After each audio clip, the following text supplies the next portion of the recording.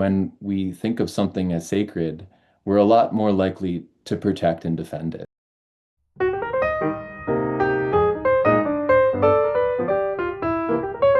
Welcome back to Listen to the Helpers, a podcast created by the Fred Rogers Institute to elevate the voices of helpers everywhere. Fred Rogers once said, "When I was a boy and I would see scary things in the news, my mother would say to me, 'Look for the helpers. You will always find people who are helping.'" Today we're joined by Nathaniel Pettit, who has taught in Montessori classrooms and is now pursuing his PhD at the University of Pittsburgh. At the end of today's episode, stay tuned as Kenzie and I reflect on our discussion with Nathaniel in the context of Fred Rogers' legacy and our own work at the Fred Rogers Institute.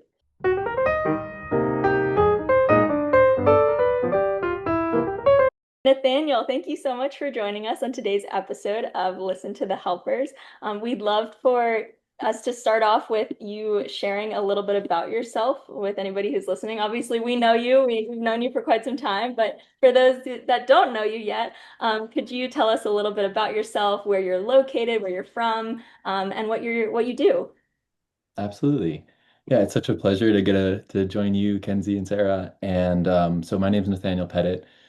Currently, I am a PhD student at the University of Pittsburgh School of Education, where I study human development and learning sciences.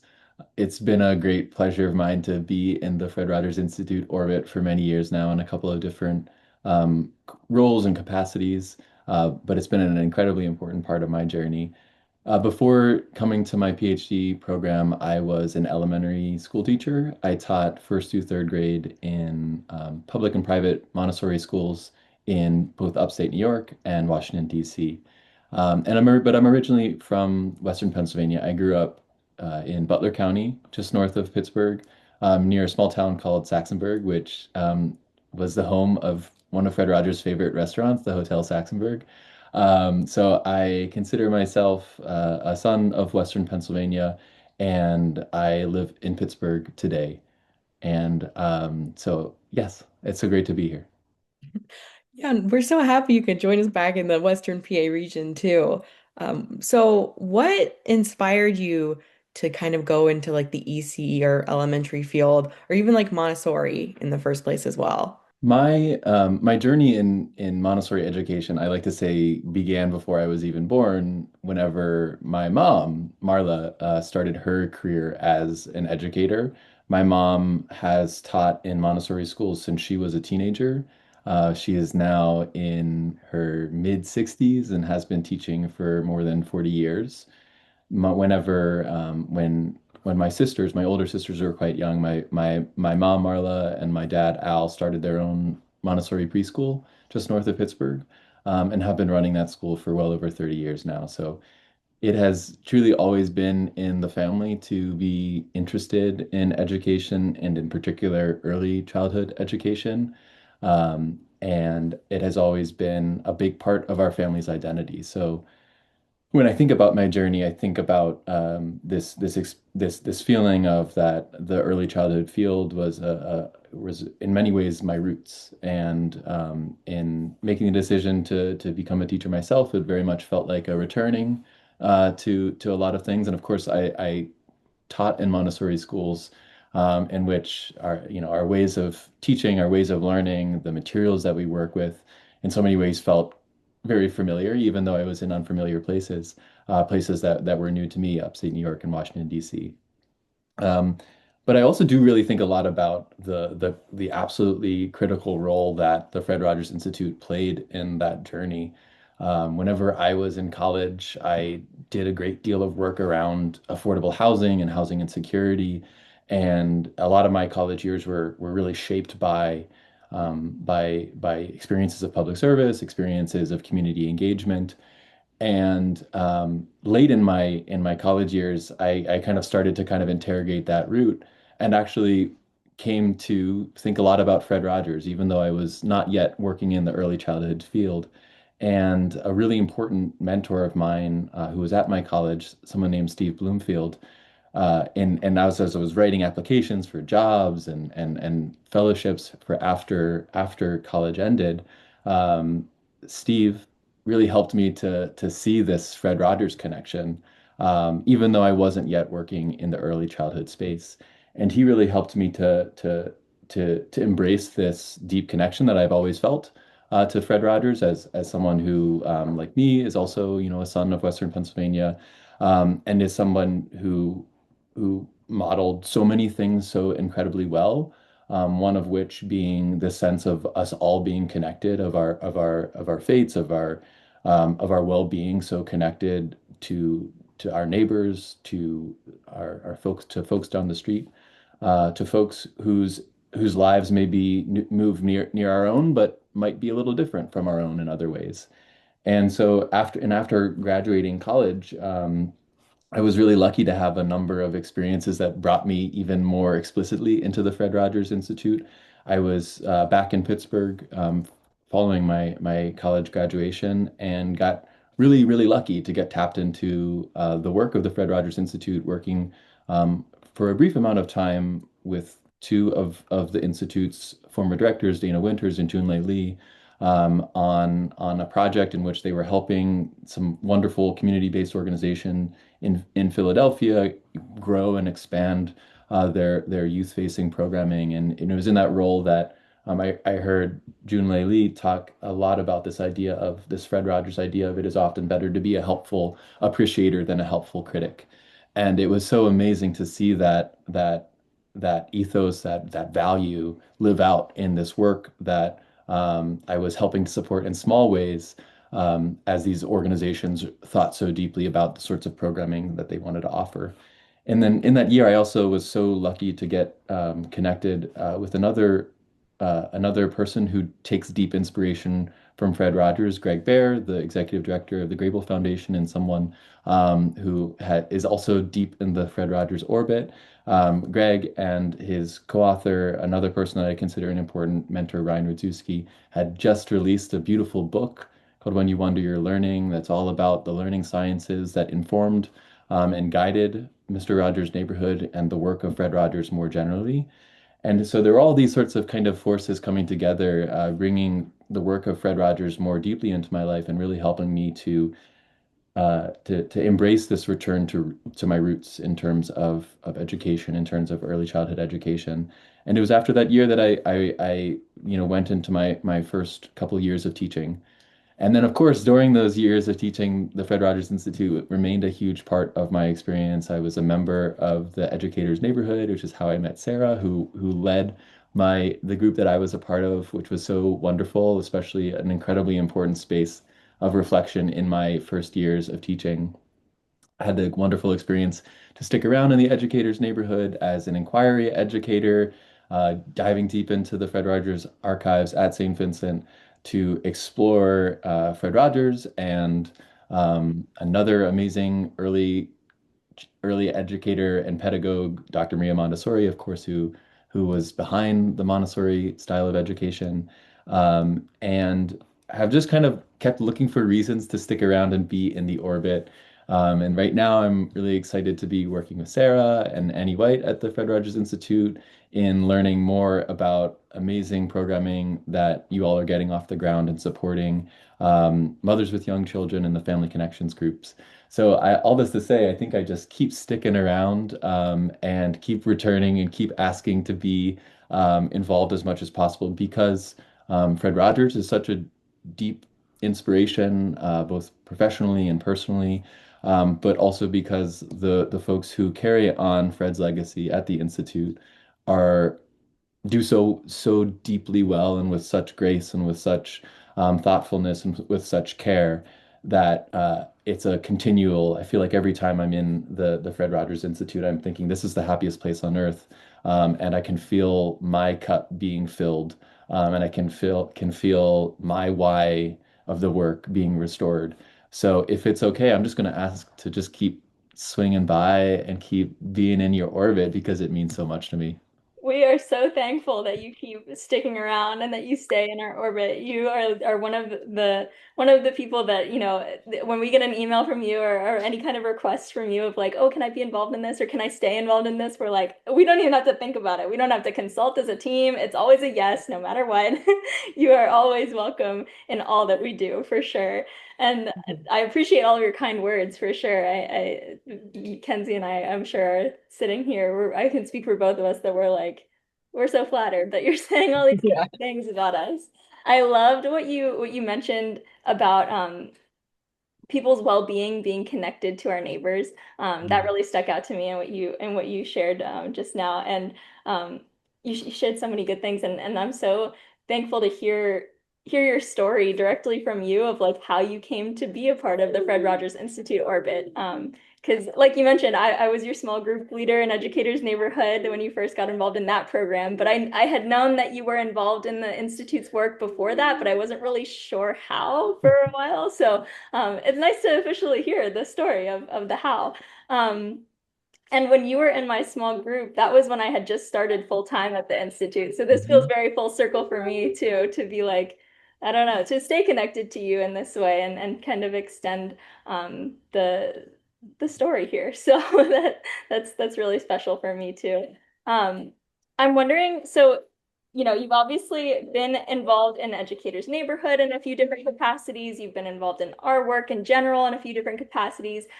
Based on your time specifically studying items from the Fred Rogers Archive, is there anything that you learned from Fred and his work specifically that like really stuck out to you, whether it's something that you implemented into your practice when you were in the classroom teaching, whether it's something that you're trying to, implement now into your PhD work, or just something that really resonated with you personally?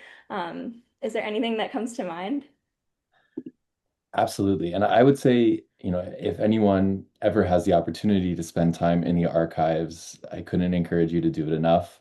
The archives are cared for by an amazing archivist, Emily Urin, who knows the materials so well, and is so good at connecting people with relevant materials.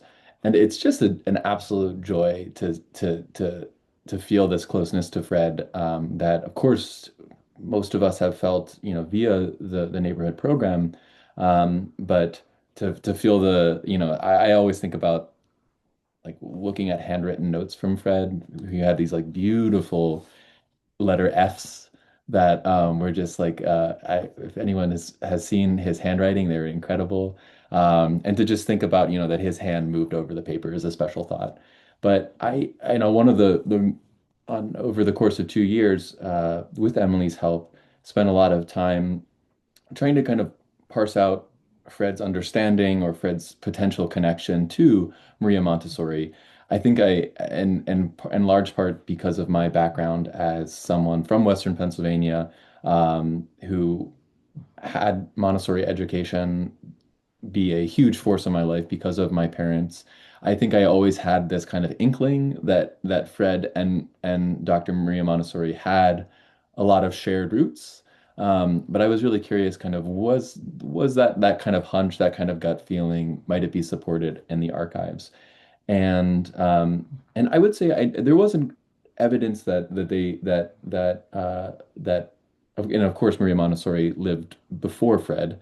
They She passed away right before Fred Rogers started the neighborhood program and was getting his own career off the ground. So they were of different times and certainly of different geographies. Maria Montessori, of course, was born in Italy and spent most of her life in Europe and India. Fred Rogers, of course, is here in Pittsburgh for most of his life. Um, but that there were so many pieces that kind of pointed to that. Yes, there was that kind of similar sensibility. And one of my favorite things that I found was that Fred presented at the American Montessori Society's annual meeting in 2000.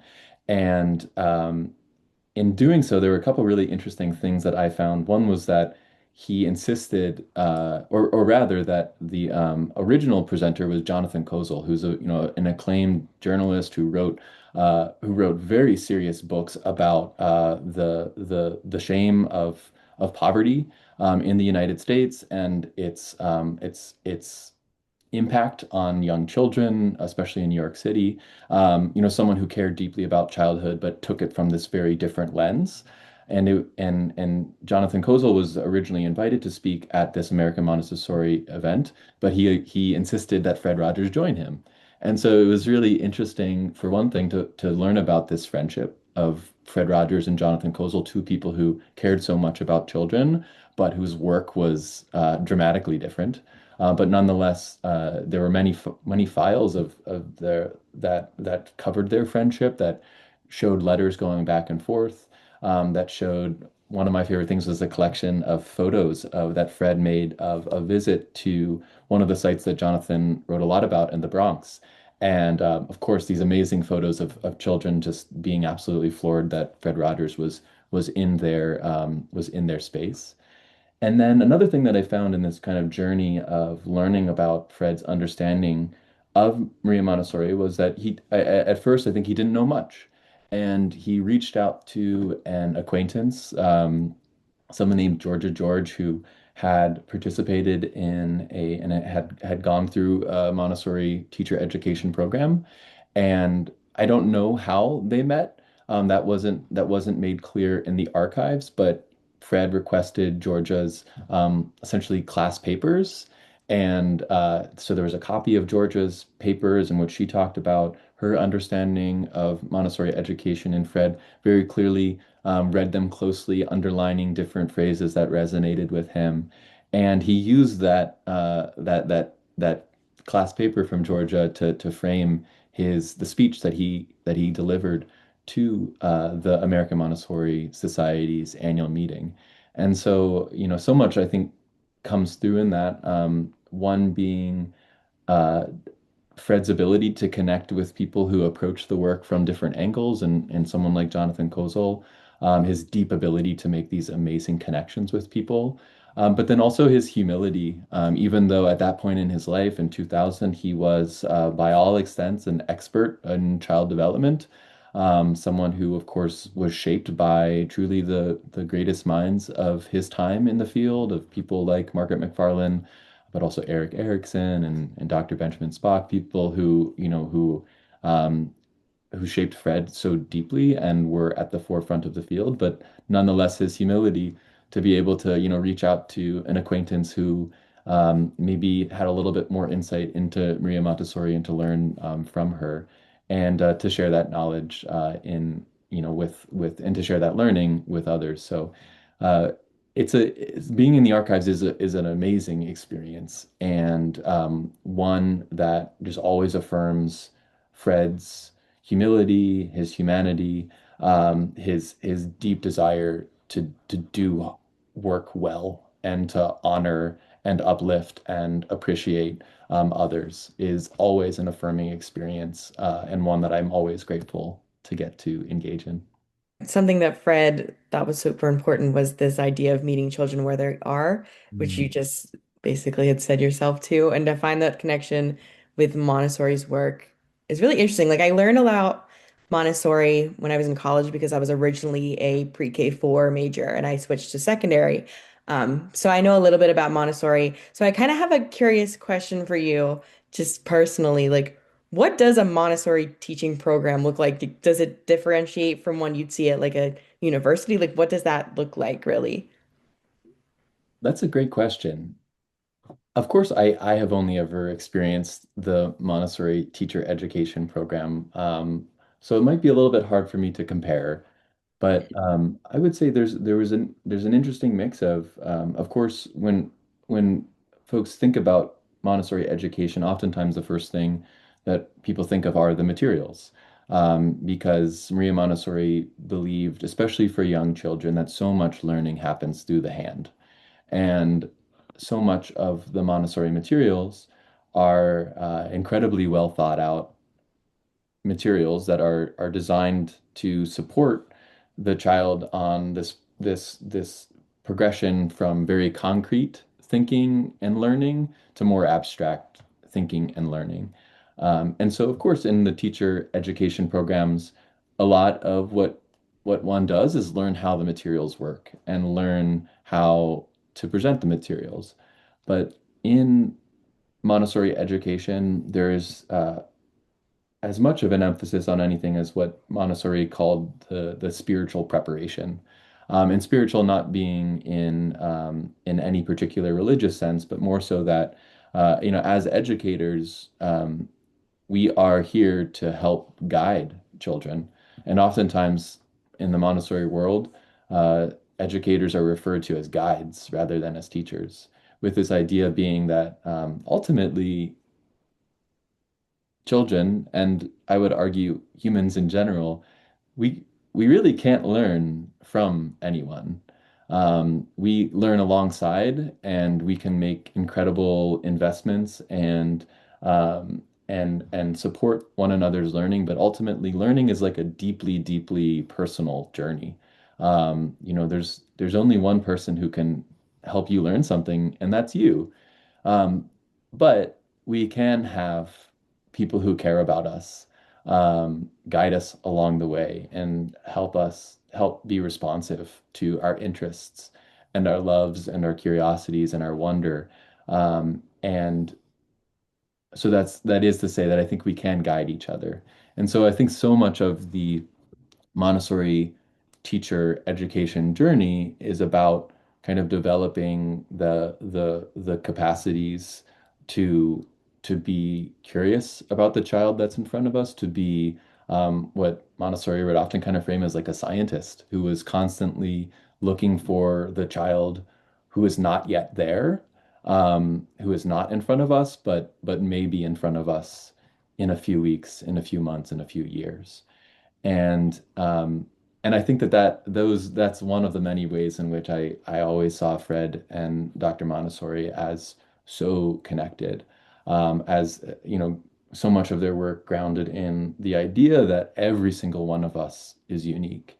Every single one of us brings these endowments and abilities that are entirely our own, and that it's the role of caring adults in children's lives to lift those things up, to notice them, to celebrate them, to support them, to suggest, well, if you like that, maybe you like this. And I think Fred often talked about the people in his life who did those sorts of things for him, whether it was, his grandfather, whether it was his grandmother, who bought him his first piano, that lives in the Fred Rogers Institute in such a special way. Um, that there were all these people along the way that certainly helped to guide his development. Um, and boy, was he good at doing that for others. Thank you first and foremost for breaking that down. I've seen videos of within like Montessori classrooms, but to have you break it down like that and kind of see like the thought process behind it, that was super helpful. So thank you for that first and foremost. And Welcome. then also kind of tying to this idea of uh, Fred's like helpful individuals in Fred's life that really helped guide him. One of which is his mom. And I was going to kind of talk to you Mm. about the famous quote, "Look for the helpers." Mm. What do you think it means to be a helper? I think I would return to the idea of that it is often better to be a helpful appreciator than a helpful critic, as the embodiment of what it means to be a helper. I think, and I think sometimes I worry that that in presenting that idea that it might suggest that like we can sugarcoat things or that we can just focus on the positive. And I don't think that that is what either of those phrases, looking for the helpers or being a helpful appreciator rather than a helpful critic, means. There are things that are incredibly hard in our world. There are things that are wrong, that are unjust, that are unfair, and we need to tear those things down. And I think Fred would agree. But I also think that we live in a world in which it's a lot easier to be a helpful critic and to criticize things that we think others are doing wrong. I think it's a lot harder to be someone in the world who uplifts other people and uplifts the good in the world. And I don't think that that's naive. I think it's incredibly brave. And I think about the idea of Fred Rogers' belief that appreciation is a holy thing. That like when we look for the best in one another, we're doing, what God does all the time. Of course, Fred being, someone whose Presbyterian faith was very important to him. And I think about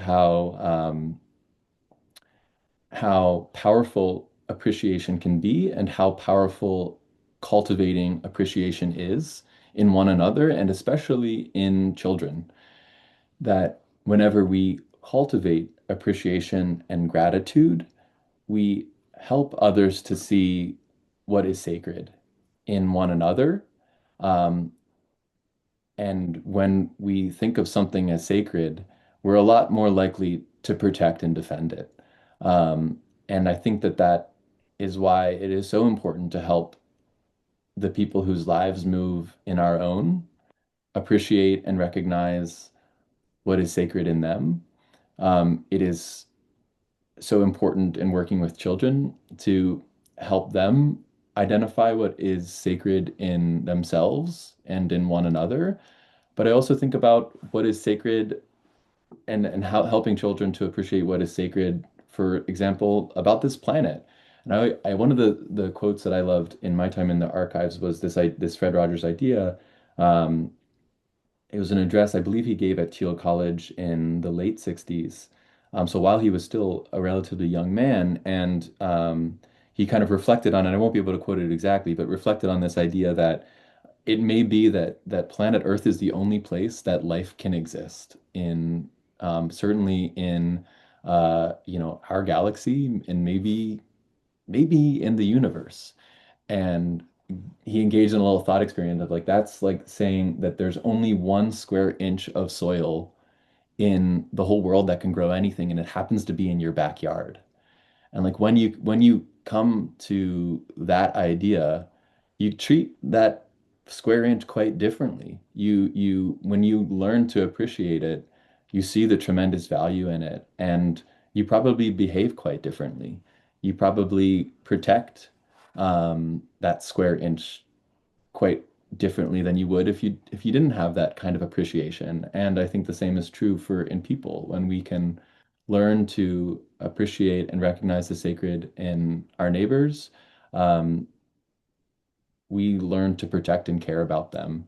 So I think that helpers are often people who are first grounded in a deep appreciation of those whose lives move near their own, and are guided by that appreciation, by that sacredness, by that love, to protect and defend what is important. Seeing the value and seeing the worth in yourself and those around you, using that to guide your actions, your words, whatever decisions you make. I feel like that was an excellent way of describing that idea of being a helpful appreciator and a helper in general. So thank you for sharing those thoughts. That's really interesting. I don't know, Kenzie, is that blowing your mind as much as it's blowing mine? Yeah, I feel like I'm gonna need to remember that.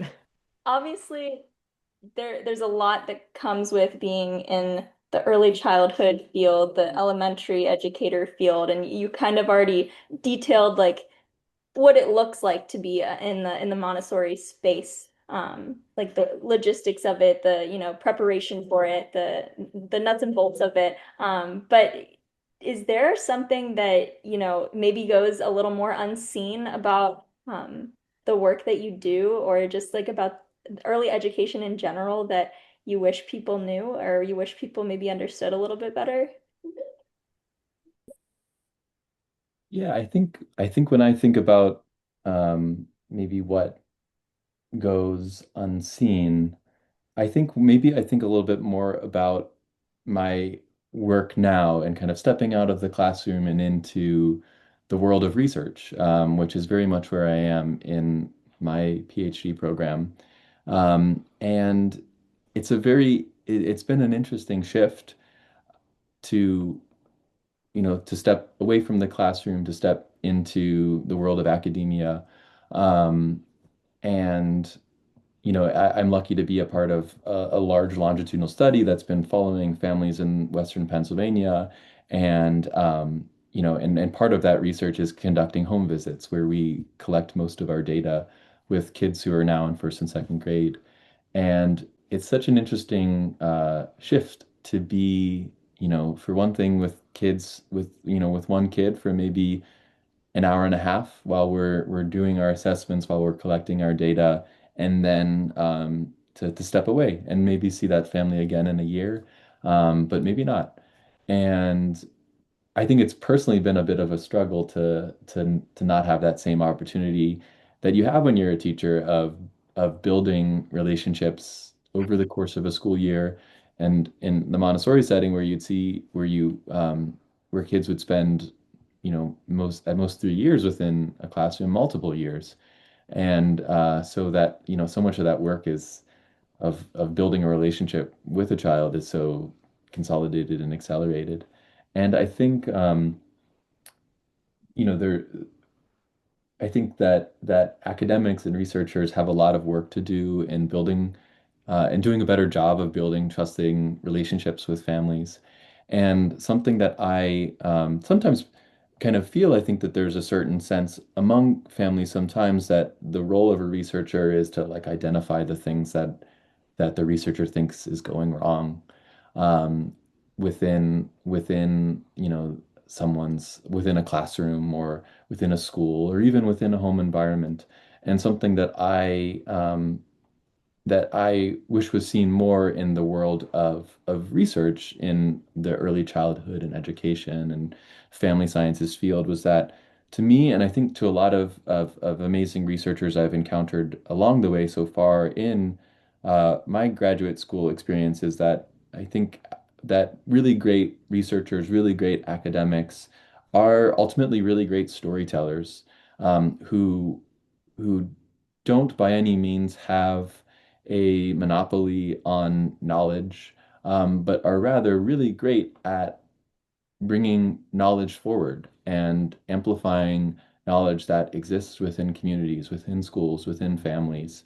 Um, and that's not to say that's kind of sensibility is a norm, especially when we kind of look back at the history of research, when we look back at the history of educational research.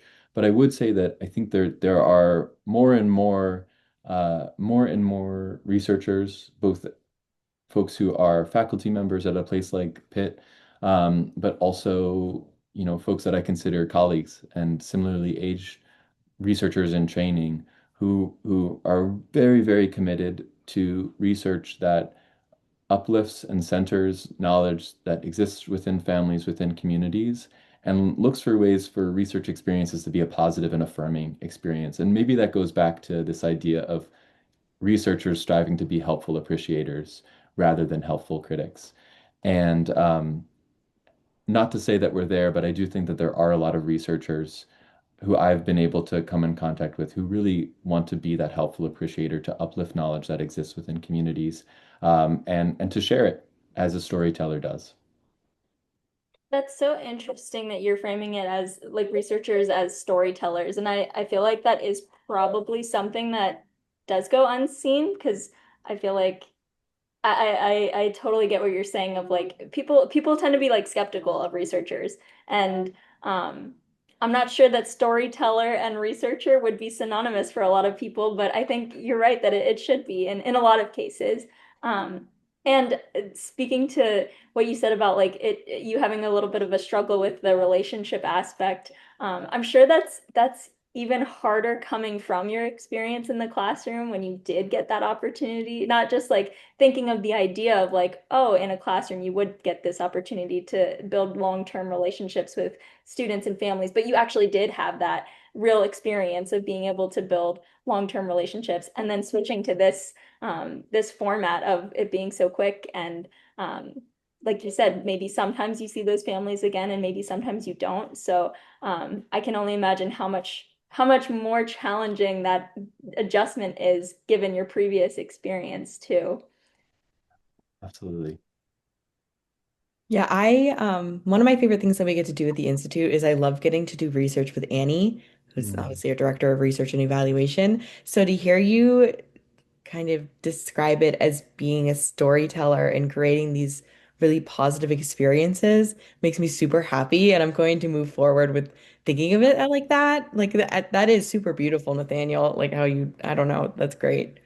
But thinking of your time in your PhD program, um, do you have any post grad plans? Like, do you hope to stay in the research realm? Do you hope to go back to the classroom? Or is this like too soon to tell? It's a great question. I think I would, and part of my aspiration in entering a grad program was to kind of work at the systems level a little bit more. I loved my time in the classroom, and I think I've always been curious about work at a large scale. And so I would say I'm still figuring out exactly what sorts of work might come next. But I studied public policy when I was an undergrad and would be really interested um, in stepping into more policy related roles afterwards.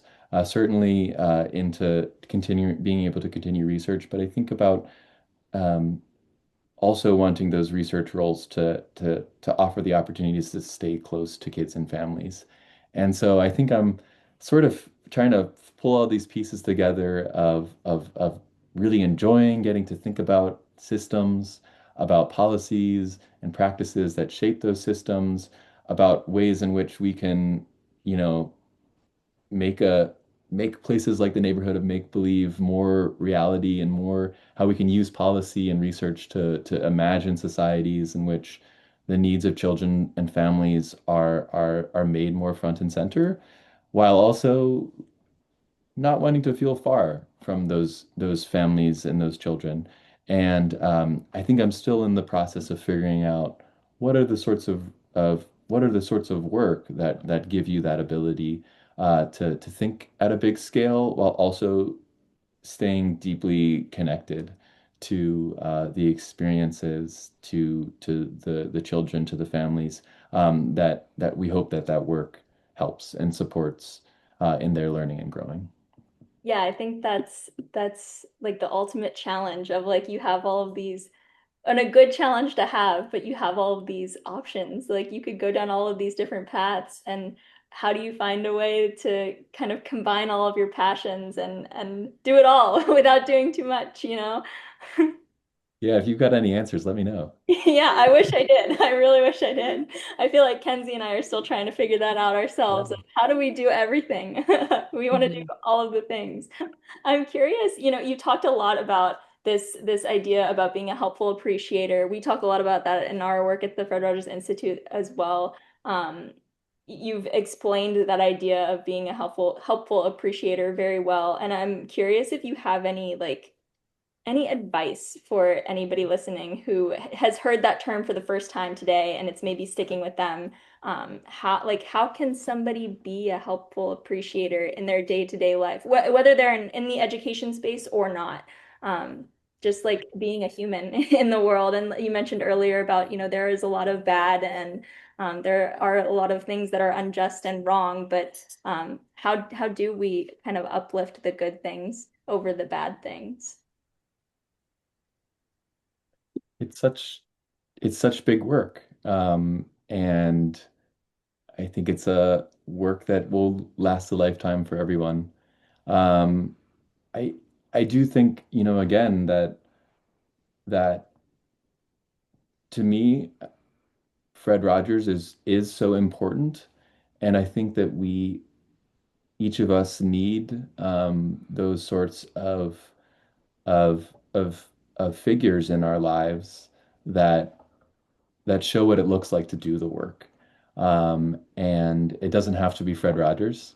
There are infinite people in our lives that we know personally, and even a good number of folks who live in the public world of who are deeply good people who are projecting good things into the world. I mean, I I think about someone like Dolly Parton or someone like Bad Bunny who just work so hard to uplift other people. And that's not to say that they disregard hard things. And of course, Fred Rogers never disregarded hard things.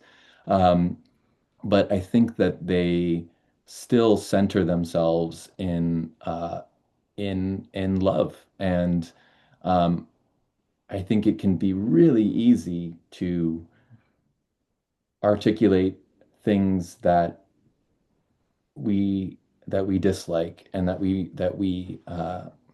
don't want to see. It can be a lot harder to orient ourselves towards things that we do want to see, to the values that we do want to live our lives by rather than just those things that we don't want to live our lives by. And that's such hard work. But I think that building those sorts of gratitude practices are so important. And for me, over the years, that's looked like so many things. Sometimes it has looked like, even as an adult, putting on an episode of The Neighborhood.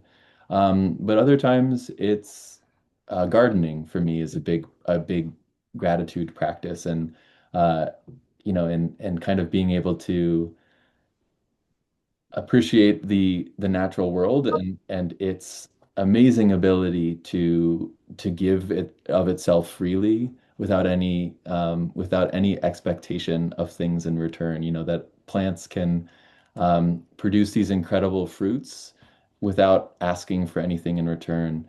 And I think it's, that sort of a practice helps me to remember that we live in a world of abundance. We live in a world where there is more than enough to go around, and it can be so helpful to have figures in our lives, whether they're Fred Rogers or Dolly Parton or Bad Bunny, who reorient us, I think, to that abundance and encourage us in the little tiny ways that we can to live in that abundance, to live in that space of appreciation and love. And I think that that is not small work, and I think that having those figures and those gratitude practices goes a really long way. I totally agree. It's helpful to have those like public figures, I guess you would call them, Yeah. that can be examples of ways to, like you said, reorient ourselves and like how we view the world and what we place our importance on and what we place our value in. Mm. And even if it's not, it's of course very helpful to have the public figures, but Mhm. it's also helpful to have people in our personal lives that maybe are not, famous celebrities, but even just like a friend, a family member, a colleague who you can kind of see and listen to and think like, okay, that's an example of like I need to I would like to work on this or I would like to, reorient my mindset in that way. So I love those examples that you gave and I love your thoughts on that. What you mentioned gardening as your preferred practice of gratitude. What are you excited to plant this year? What are you excited to grow? What am I excited? That's such a good question. I like to try a lot of different things. I like to I do all the Three Sisters gardens of corn, beans, and squash. That's always a lot of fun. I love planting lots of different native perennials, which is really fun, and love seeing them come back each year. I got a bunch of different trees and shrubs that I'm excited to get in the ground. And it's such a fun time of year, to kind of look ahead to what's to come, and to look ahead to those like times of when the world just reminds you of how like abundant and generous it is. And I'm someone who I another person that I take a lot of inspiration from is the incredible botanist Robin Wall Kimmerer, who wrote an amazing book called Braiding Sweetgrass. Um, and I think that she so much of her work is helping to center that abundance in our lives and looking to that abundance as a reason to be reciprocal, and that even as people and the planet gives to us, it's an invitation to give back. And so I love gardening as this reciprocal bit of care, of tending to little plants and then letting them do their thing, and knowing that like ultimately we are on the same page. We want them both to grow strong so that they make amazing fruits and that their seeds can be, planted again this time next year. So yes, gardening is something that's really important to me, and a practice that really orients me towards abundance and reciprocity. As passionate as you are about your gratitude practices, I hope to be able to find something like that too. And I don't know, I'm sure some people who are listening might have something in mind that, they're like, oh yeah, maybe gardening is it for them. Or maybe they're like, yeah, this thing or this activity, that's it for me. Or maybe some people are still trying to figure it out and that's okay too. But I think it's really, really inspiring to hear you talk about these things that you're so passionate about. So do you have any final thoughts for our listeners as we kind of wrap up our time together today? I would just encourage people to tap into the Fred Rogers Institute orbit. It's certainly been one of the most important communities professionally for me, but very much personally. And you all do so much incredible work, and you're so inclusive and thoughtful in the programming and resources that you offer. This podcast is a great example of something new. You're always looking for new ways support to support the caring adults in children's lives. And, it's an amazing space to be in physically. If folks ever find themselves in Western Pennsylvania, a trip to Latrobe is very much warranted to, see Fred sweaters and sneakers and puppets, the trolley, Daniel Tiger's clock, all sorts of things to see physically. But I think that every time I am there, it is a deeply emotional and spiritual journey. And no small part of that is because of the amazing people behind the Institute who carry on that legacy of Fred, along with other amazing organizations here in Western Pennsylvania and beyond, but who carry that legacy on so thoughtfully and with such care, um, knowing it's an important legacy that matters today and will matter tomorrow and will matter many years to come. So my advice would just be to listeners to get even more tapped into the Fred Rogers Institute's work because it is important work that will uplift you. Well, thank you so much, Nathaniel, and thank you again for coming on our podcast. This has been such a great time. Wonderful. Well, thank you so much for having me. I'm very grateful.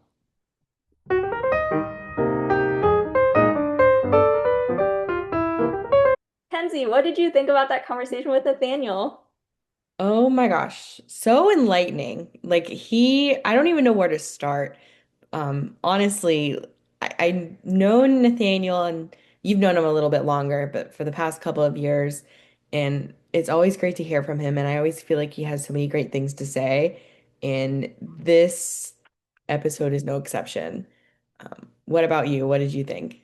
I absolutely loved that conversation. I agree that it felt very enlightening. It was so engaging to hear him talk about things that he's so passionate about. I was trying to really soak it all in and also take some notes on the side because there are some things that he said that were really, really sticking with me that I definitely want to be sure to remember in the long term.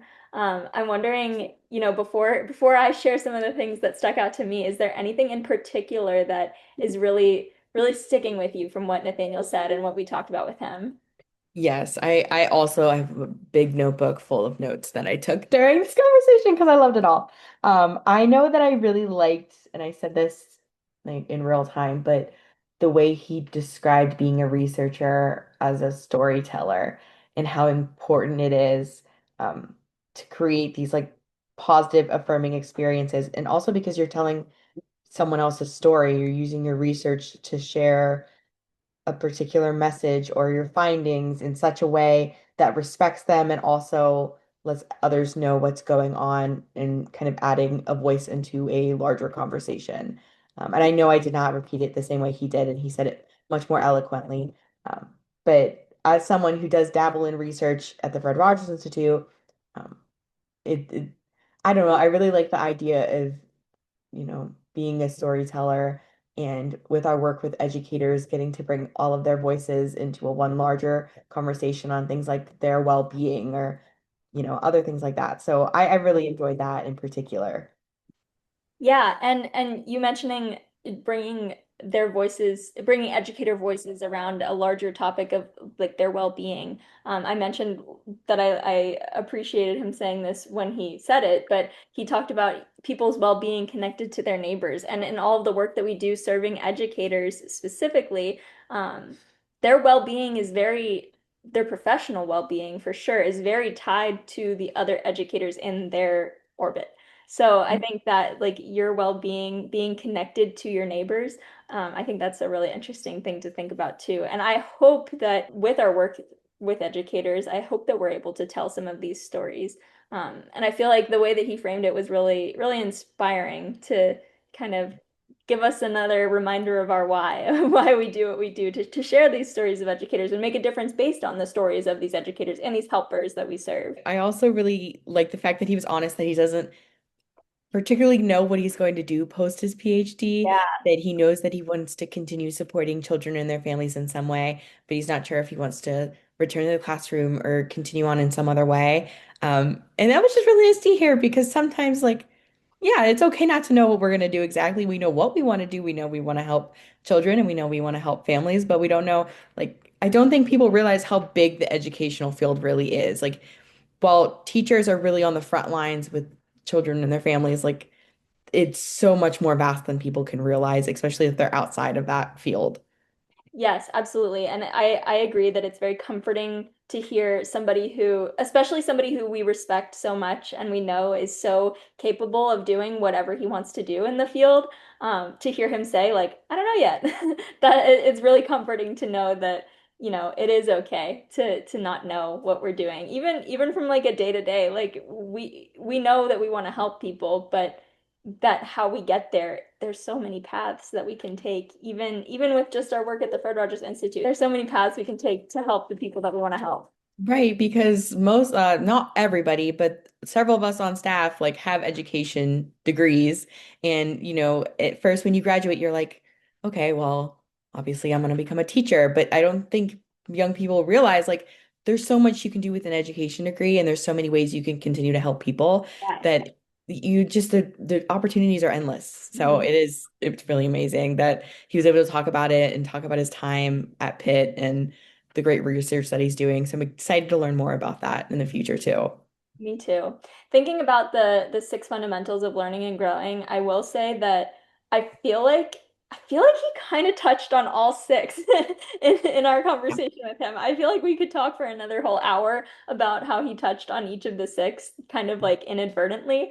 But one thing that in particular I wanted to highlight is how he talked about the idea of each one of us being unique, especially that idea with children, that adults have the responsibility, caring adults, trusted adults have that responsibility to uplift that sense of self-worth in children, that sense of you are important, you matter because you are you and you are unique. You're the only one like you. And that as adults, we have the responsibility of doing that for children and young people.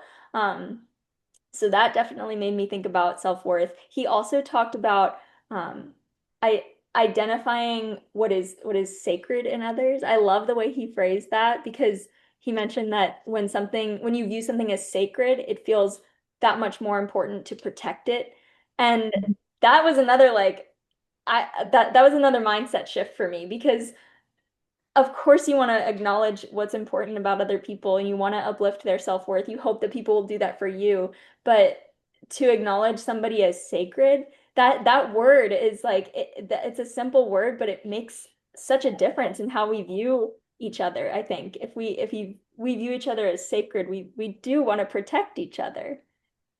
Well, we do love simple and deep around here. Yes. So, thinking of the fundamentals too, I thought a lot about trust when he talked about, kind of gave us the background of a Montessori like education program, which again, as I said, I learned about Maria Montessori freshman year of college, and she kind of came up a little bit throughout my undergrad and grad, but I never really understood the how the teacher education program worked for Montessori teachers. So to have Nathaniel explain it in detail was super helpful because trust came up for me, especially how the teachers, I really like how they're referred to as guides because there does need to be some trust there.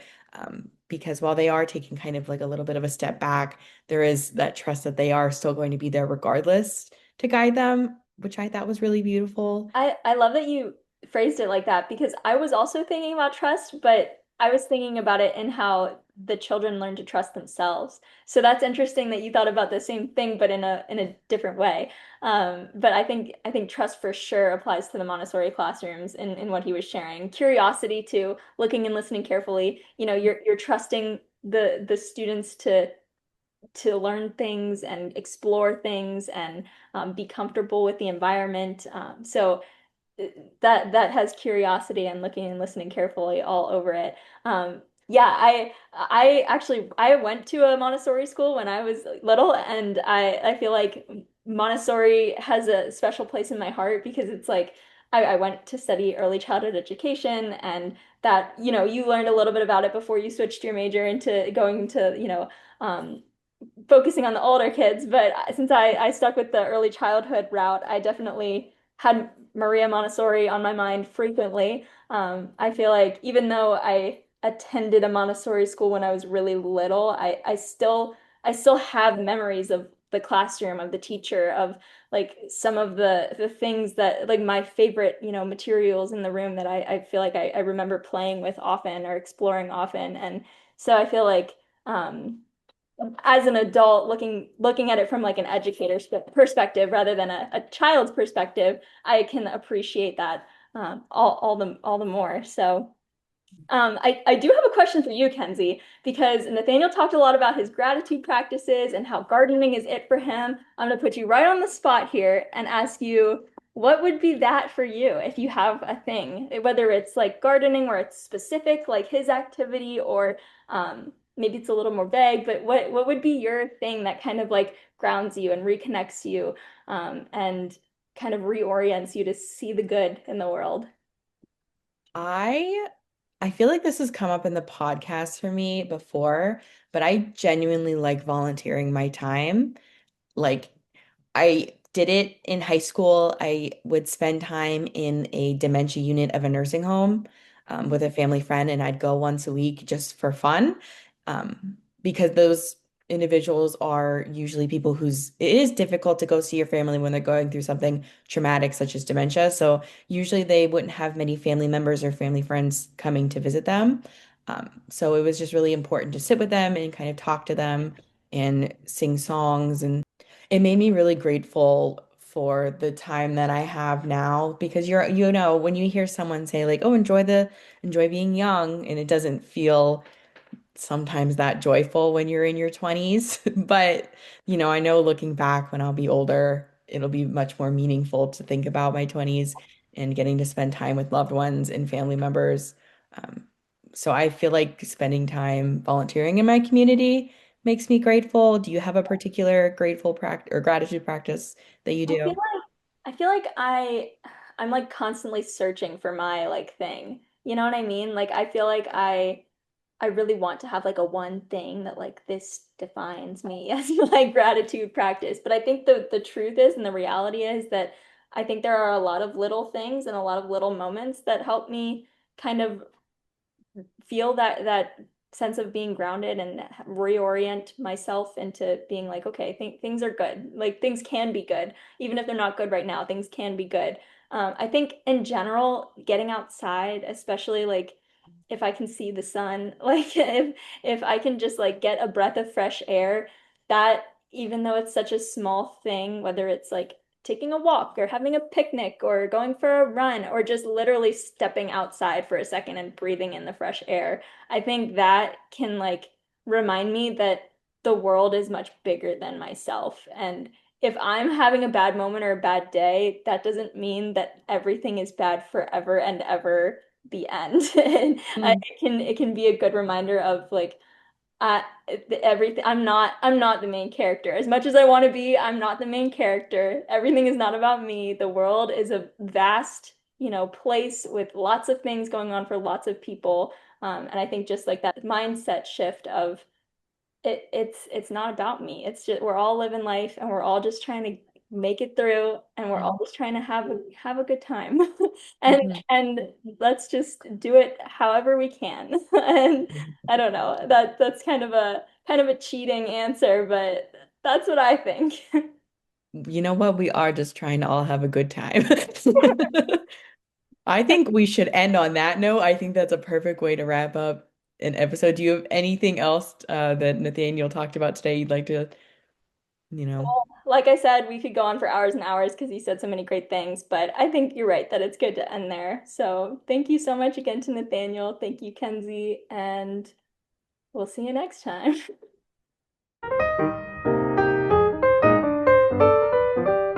The Fred Rogers Institute advances the legacy of Fred Rogers by investing in the strengths of families and caring adults to support the healthy development of children.